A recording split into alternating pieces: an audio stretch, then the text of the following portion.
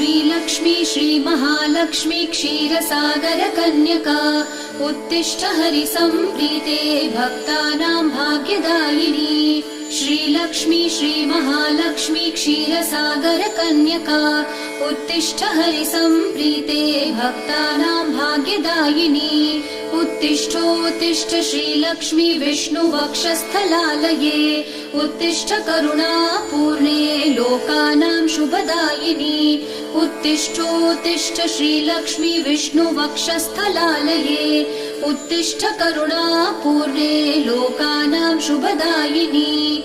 श्रीपद्ममध्यवसिते वरपद्मनेत्रे श्रीपद्महस्तचिरपूजितपद्मपादे श्रीपद्मजातजननी शुभपद्मवक्त्रे श्रीलक्ष्मी भक्तवरदे तव सुप्रभातम्।